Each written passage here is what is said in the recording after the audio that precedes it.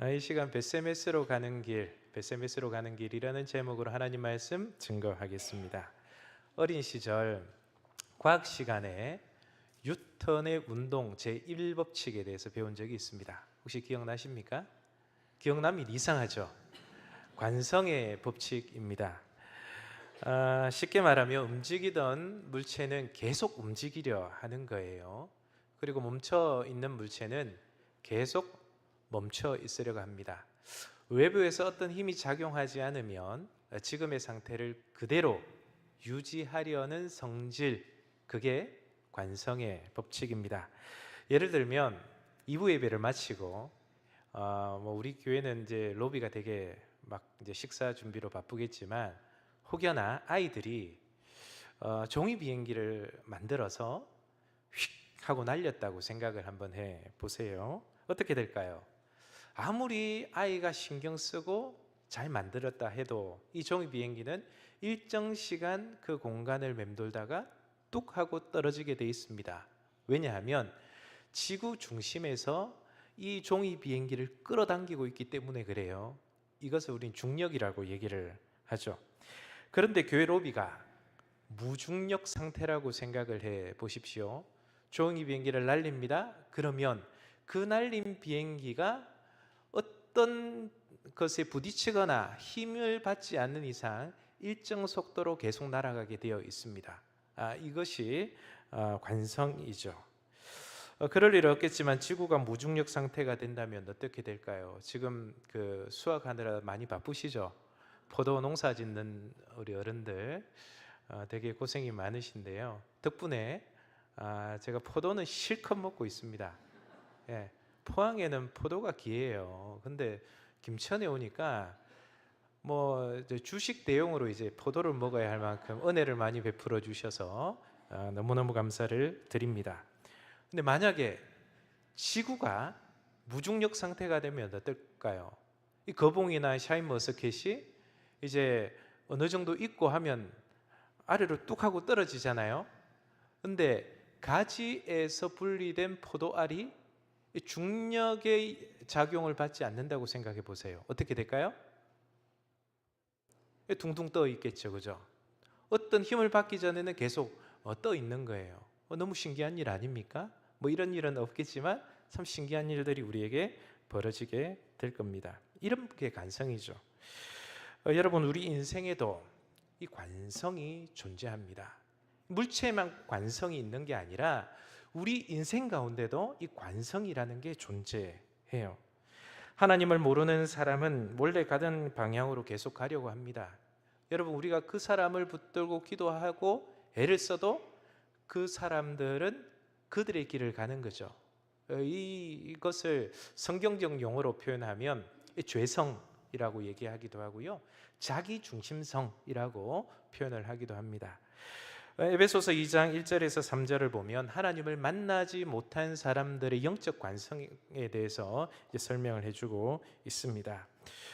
제가 대독합니다. 그는 허물과 죄로 죽었던 너희를 살리셨도다. 그때에 너희는 그 가운데서 행하여 이 세상 풍조를 따르고 공중의 권세 잡은 자를 따랐으니 곧 지금 불순종의 아들들 가운데서 역사하는 영이라. 전에는 우리도 다 그 가운데서 우리 육체의 욕심을 따라 지내며 육체와 마음이 원하는 것을 하여 다른 이들과 같이 본질상 진노의 자녀이었더니. 사도 바울은 믿지 않는 사람의 영적 관성에 대해서 뭐라고 표현하고 있습니까? 세상의 풍조를 따르고 욕심을 따라 사는 사람들이라고 말해주고 있습니다. 여기서 중요한 것은요, 예수 믿지 않는 사람들, 나쁜 사람들이야, 나쁜 행동하는 사람들이야, 이런 차원이 아닙니다. 이 말은 어떤 의미가 있냐면 삶의 방향 자체가 하나님을 향하지 않는다는 거예요. 예수 믿지 않는 사람들의 영적인 관성이죠. 물체에도 관성이 있듯이 인간의 영혼에도 관성이 있습니다. 여러분, 인간 스스로 하나님을 찾아갈 방법이 있을까요?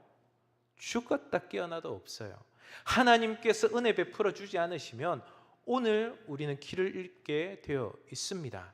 여러분, 길 잃은 사람들 사사기에 보면 이렇게 표현해 놓지 않습니까? 사사기 21장 25절 우리 같이 한 목소리로 읽겠습니다. 시작. 그때 이스라엘에 왕이 없으므로 사람이 각기 자기의 소견에 옳은 대로 행하였더라. 아멘.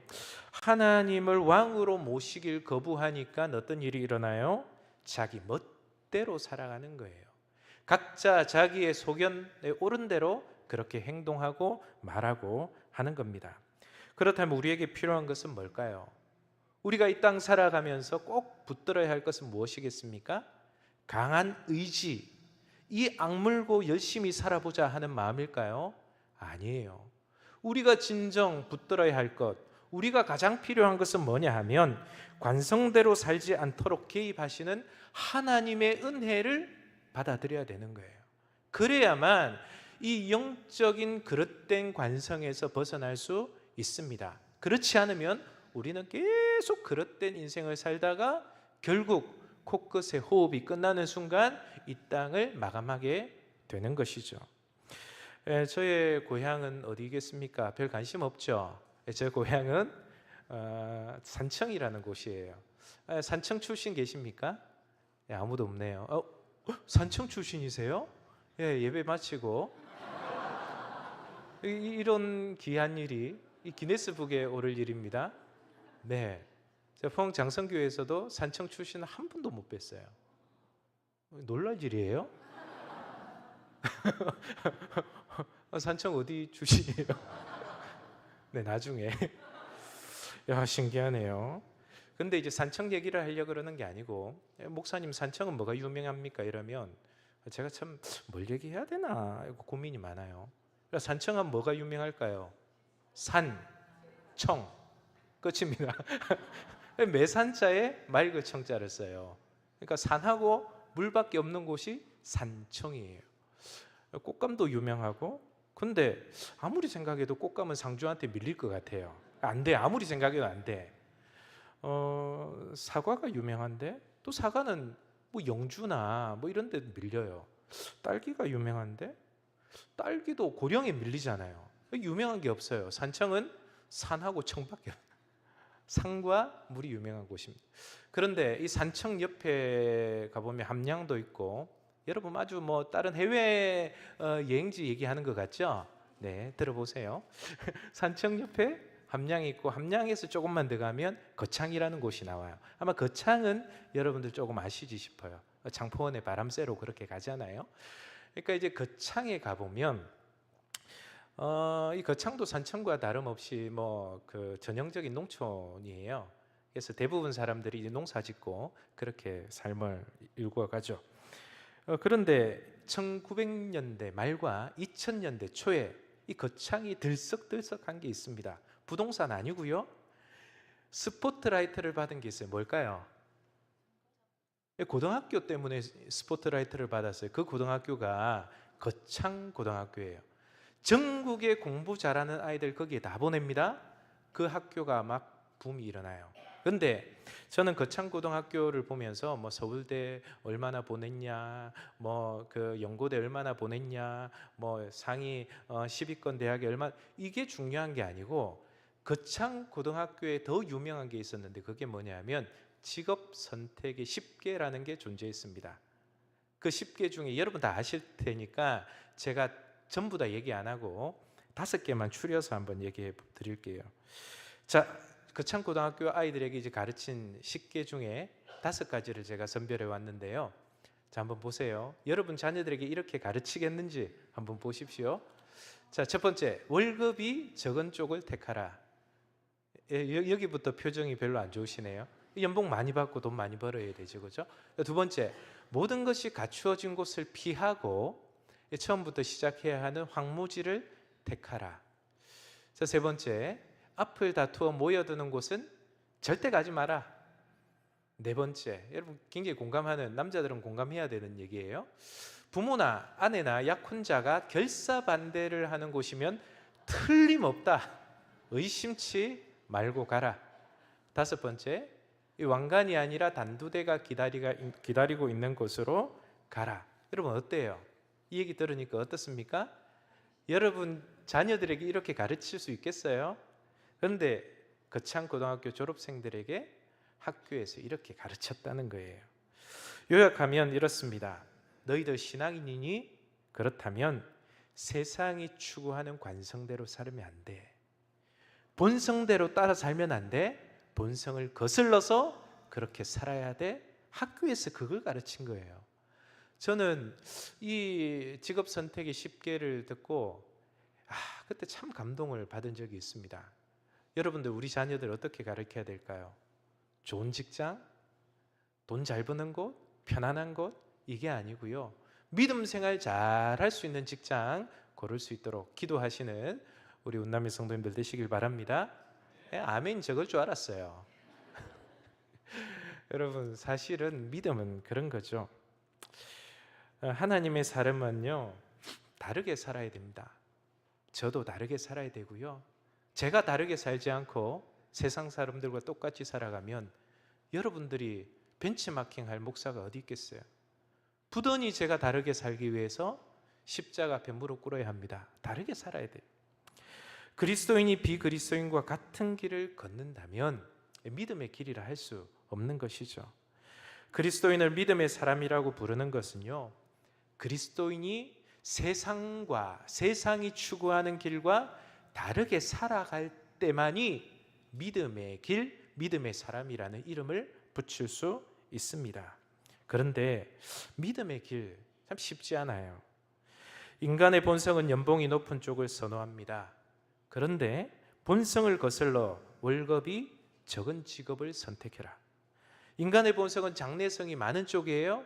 그런데 장래성이 없는 곳, 사람이 많이 가는 곳은 가지 마라. 부모와 아내 약혼자가 반대하는 곳을 선택하라 할 수 있겠습니까? 믿음의 길은 쉽지 않습니다.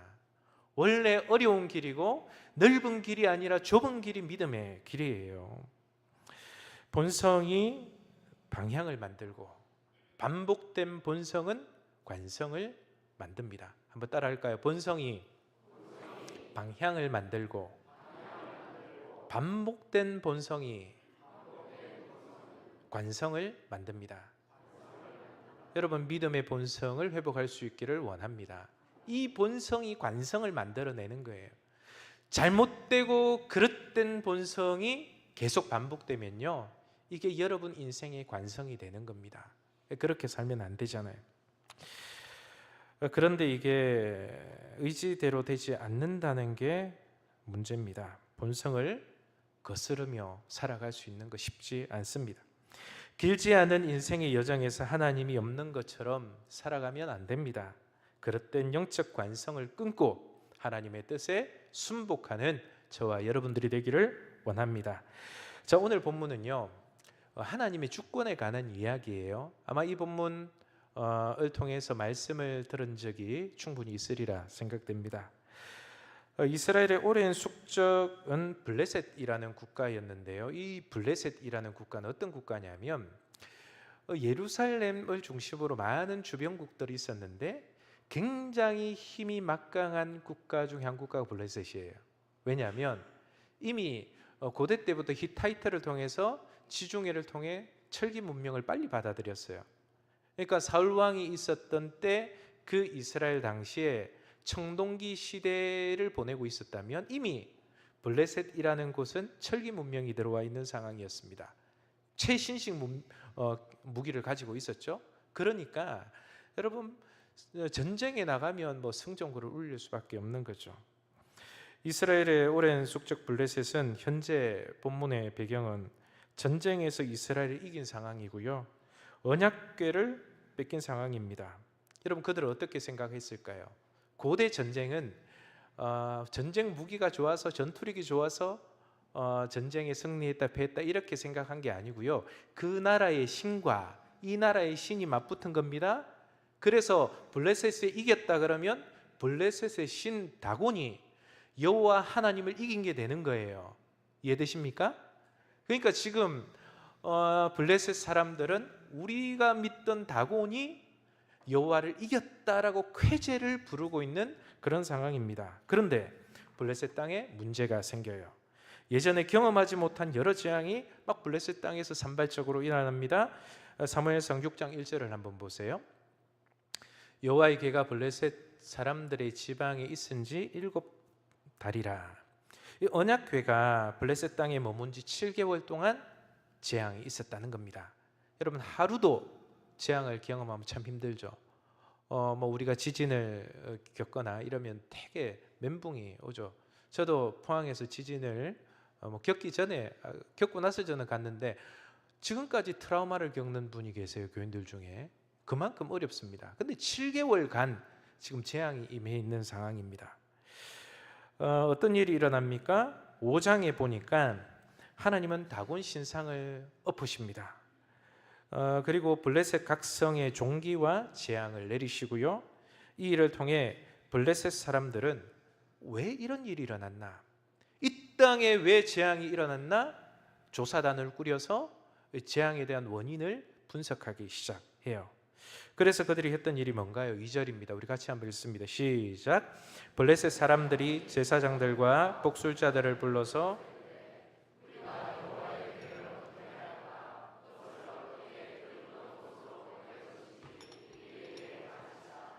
아멘. 여기서 복술자라는 것은요, 제가 다른 번역 성경을 찾아보니까 쉽게 말하면 점쟁이입니다. 점쟁이. 블레셋 사람들은 전국에서 용하다는 종교인들을 다 불러 모입니다. 이름난 유튜브에 이름난 목사님 하여튼 다 모아요. 그리고 정말 점을 잘 본다는 점쟁이들도 다 모읍니다. 얼마나 사태가 심각했는지 아시겠죠? 전국에서 다 끌어모으는 거예요. 그리고 머리를 맞대고 의논한 것이 이 언약궤 어떻게 할 건가? 하나님의 임재의 상징이라고 한 이 언약궤 법궤를 과연 어떻게 해야 될 건가? 그렇게 머리를 맞대고 의논합니다. 흥미로운 건 뭡니까? 하나님을 믿지 않은 사람들도 하나님의 상징인 이 언약궤를 두려워하기 시작했다는 거예요. 여러분, 심판은 항상 심판이 목적이 아니라 하나님의 전능하심이 드러나는 그런 시간이고 공간입니다. 지금 블레셋이 그것을 경험한 거죠. 하나님의 능력을 인정하게 된 겁니다. 3절을 한번 보세요. 그 능력을 인정한 블레셋이 어떤 반응을 보입니까? 거저 보내지 말고 그에게 속건제를 드려야 할지니라. 그는 여호와 하나님입니다. 그리하면 병도 낫고 그의 손을 너희에게서 옮기지 아니하는 이유도 알리라. 재밌지 않습니까? 말씀 읽으면 참 재밌어요. 지금 누가 속건제를 얘기하고 있습니까? 블레셋 사람들이 속건제를 얘기하고 있어요. 여러분, 속건제는 어디의 제사법이죠? 구약시대의 제사법입니다. 여러분, 구약시대의 제사는 여러분 아시다시피 5대 제사가 있어요. 번소, 화, 속건. 번제, 소제, 화목제, 속제제, 속건제. 이 5가지 제사가 있어요. 근데 그 제사 중에 하나인 속건제를 누가 드려야 된다고 얘기하고 있어요? 블레셋 사람들이 드려야 된다. 그렇게 얘기하고 있는 장면입니다. 그런데 속제제와 속건제는 차이가 조금 있습니다. 죄를 사해 준다, 용서를 구한다라는 의미에서는 일맥상통하지만 차이가 뭐냐면 속죄제는 죄의 정결과 속죄의 포커스가 맞춰져 있어요. 하나님 잘못했습니다. 여기에요. 반면에 속건제는 뭐냐 하면 속죄 플러스 배상의 무게중심이 있습니다. 그러니까 하나님 잘못했습니다. 그러니 제가 책임질 부분은 책임지겠습니다 라고 예물을 드리는 것이 속건제의 기본 정신이에요. 단순히 죄를 용서받는 차원을 넘어 잘못에 대한 책임을 감당하겠습니다 라는 것이죠. 3절에 보십시오. 거저 보내지 말고. 이 속건제의 정신 아닙니까? 언약궤 때문에 블레셋에 문제가 생겼어, 당장 이거 가지고 가세요, 이런 의미가 아니고 우리가 너희의 신에게 잘못했으니 그 잘못에 상응하는 예물을 함께 돌려보내겠다는 것이 지금 블레셋 사람들의 입장입니다. 4절에도 참 재밌는 표현이 나오죠. 그들이 이르되 무엇으로 그에게 드릴 속건제를 삼을까 하니 이르되 블레셋 사람의 방백의 수요대로 금 독종 5과 금쥐 5마리라야 하리니 너희와 너희 통치자들에게 내린 재앙이 같음이니라. 무엇으로 하나님께 드릴 속건제로 삼을까? 이 블레셋 사람들이 해야 될 고민이에요? 아니면 이스라엘 사람들이 해야 될 고민이에요? 이스라엘 사람들이 해야 될 고민이에요. 믿는 우리가 해야 될 고민입니다. 그런데 믿는 우리가 아닌 이방인인 블레셋이 이 고민을 하고 있습니다. 속건제 예물은 무엇이었습니까? 금독종 5, 금쥐 5. 무슨 말인지 잘 모르겠죠. 이 부분을 현대인의 성경으로 한번 보시죠. 스크린 보세요. 블레셋 사람들이 살고 있는 5 도성의 왕의 숫자대로 여러분의 몸에 난 종기와 이 땅을 망치는 쥐의 모양을 금으로 각각 5개씩 만들어 보내십시오. 뭐 이런 의미입니다. 이해되시죠? 그러니까 재앙으로 종기가 났었고요, 쥐가 창궐했습니다.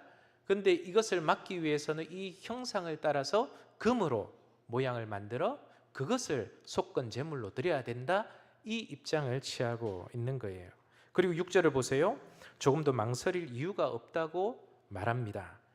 여러분, 출애굽 당시에 바로와 그의 백성들이 고집을 부리다가 엄청난 재앙을 맞이했잖아요. 이것을 블레셋 사람들이 기억한 거예요. 그러면서 비극적인 재앙을 당한 뒤에 이스라엘을 보내준 이 애굽의 잘못을 반복하지 말자. 그러니까 질질 끌다가 문제를 크게 키우지 말고 이 언약궤와 법궤를 빨리 보내서 화를 면하자, 그렇게 받아들였던 겁니다. 근데 여기서 이제 재밌는 테스트 과정이 나옵니다. 여러분, 이 테스트를 한번 잘 들어보세요. 그들은 스스로에게 테스트를 해요. 과연 우리 땅에 7개월 동안 재앙이 임한 것이 하나님 때문에 임했는지 아니면 우연의 결과인지 테스트를 한번 해보자. 우리가 그 사람들 그냥 보내줄 수 있느냐? 우연히 그런 일이 일어날 수도 있으니 이걸 테스트해보자 라고 생각을 하는 겁니다. 그러면서 갓 태어난 송아지를 둔 어미소 2마리에게 언약궤를 실은 수레를 일정한 목적지까지 끌어보게 하자는 거예요. 한 번도 멍에를 메어 본 적이 없는 소들입니다. 여러분, 누가 이런 의견을 냈는지 아주 기발한 그런 상상력이죠. 그렇다면 왜 하필 출산한 지 얼마 되지 않은, 그것도 멍에를 메어 본 적이 없는 어미소였을까요? 블레셋에게 재앙을 내린 장본인이 하나님인지 아니면 우연인지 보자는 겁니다. 만약 새끼가 없는 암소를 사용할 경우 그 암소가 목적지로 간다고 해도 이건 우연일 가능성이 있다. 왜냐하면 맥의 변수 자체가 없잖아요. 변수가 없기 때문에 이거는 그냥 우연일 가능성이 있는 거예요. 그런데 새끼가 딸린 암소는 어떻습니까? 젖을 먹여야 하는 새끼를 두고 이 암소를 데려왔습니다. 한 번도 멍에를 메어보지 않았고, 또한 새끼를 낳은 암소 2마리를 연결해놨기 때문에 서로가 마음이 맞지 않을 수도 있는 거예요. 이런 다양한 변수가 존재함에도 불구하고 이 암소들이 벳세메스로 그대로 이 언약궤를 가지고 간다면 이것은 기필코 하나님의 능력이요 역사라는 것을 우리는 인정하자, 그렇게 본 겁니다. 여러분, 하나의 수레를 2마리의 암소가 한 방향으로 끌고 간다? 참 쉽지 않죠. 새끼 소들이 막 울어댑니다. 젖을 달라고 울어대요. 소들도 자기 새끼 소리를 듣고 같이 웁니다. 암소 2마리가 본성대로 움직인다면 어떻게 해야 될까요? 새끼에게 가야 되죠. 젖을 먹이러 가야 됩니다. 그런데 성경을 한번 보세요. 소들은 본성대로 움직이지 않습니다. 관성대로 움직이지 않습니다. 본성을 거슬러 움직이기 시작해요. 참 놀라운 장면이죠. 12절 참 중요합니다. 우리 같이 했습니다. 시작. 암소가 벳세메스 길로 바로 향하여 대로로 가며 갈대에 울고 좌우로, 블레셋 방백들은 벳세메스 경계선까지 따라가니라. 여러분, 재밌지 않습니까? 암소 2마리가 벳세메스 길로 바로, 그러니까 뭐 이것저것 생각 안 합니다. 바로 스트레이트로 가고 있는 중이에요. 갈 때에 이 감정 언어가 하나 들어갑니다. 울고. 여러분, 새끼 소를 놔두고 가기에는 마음이 무너지는 거예요. 이 소도 그렇습니다. 마음이 무너져요. 여러분, 소 우는 거 보셨습니까? 저는 어릴 때 많이 봤습니다. 여러분 닭독 같은 눈물을 툭툭 떨어뜨리거든요. 울었다는 거예요. 그러면서도 좌로나 우로나 치우치지 않고 갔다. 그런데 블레셋의 방백들, 이 블레셋에 있는 지주들은 어떻게 했습니까? 이 소가 제대로 가는지 안 가는지 경계선까지 따라갔다. 소는 끌고 가고 있고요. 방백들은 뒤따라서 진짜 가는지 안 가는지 보고 있는 상황이에요. 이런 형국입니다. 여러분 이것을 어떻게 이해해야 할까요? 무엇인가 이 소들의 본성을 뛰어넘는 힘이 이끌고 있다고 보아야 되지 않겠습니까? 성경은 이걸 말해주고 있습니다. 사랑하는 여러분, 믿음은요 아무 감정이 없는 것이 아닙니다. 울면서 가는 게 믿음이에요. 내 생각과 달라도 가는 것입니다. 내가 이해하지 못해도 가는 것이 믿음입니다. 그리고 좌로나 우로나 치우치지 않고 하나님께서 내 인생의 길을 인도하신다면 그 길은 언제나 옳습니다 고백하며 가는 것이 믿음의 길입니다. 여러분 우리에게도 관성이 있습니다. 신앙생활 하면서도 이 관성이 존재해요. 목회하면서도 목회만 올곧게 바라보면 좋을 텐데 한 번씩 곁눈질을 할 때 있습니다. 여러분들 안 그렇습니까? 여러분 안 그러면 저만 이상한 사람 되는데요. 우리 운남교회 교인들 수준이 이거밖에 안 됐습니까? 저희도 그렇습니다라고 해 제가 좀 덜 무안할 텐데요. 여러분들은 어떻습니까? 네, 감사합니다. 여러분 우리는요 익숙한 대로 살고 싶어요. 늘 내가 살아오던 방식대로 살고 싶고 내 소견내에 옳은 대로 살고 싶어합니다. 그러나 하나님께서 내 인생에 찾아오시면 우리의 이 관성이 깨어집니다. 그리고 주님 바라보게 되고 주님의 은혜를 구하게 되는 것이죠. 우리에게 필요한 것은 모든 것을 이해하는 믿음은 아닌 것 같아요. 우리가 이 땅 살아가면서 어떻게 다 이해할 수 있겠습니까? 나에게 왜 이런 질병이 왔는지, 내 인생에 왜 이런 사고가 터졌는지 다 모르잖아요. 다 이해할 수도 없습니다. 다만 우리는 하나님의 손길을 인정하는 믿음, 그것이 우리에게 필요한 것이죠. 저는 주님의 말씀에 순종하고 익숙한 것과 좀 결별하시고요, 믿음의 관성을 좀 붙여서 저 천국 가는 그날까지 하나님의 은혜로, 하나님의 능력으로 그렇게 벳세메스의 길을 묵묵히 걸어갔던 이 어미 암소 두 마리처럼 우리 또한 저천성 향하여 사명 감당하고 끝까지 걸어가는 저와 여러분들이 되기를 간절히 소망합니다.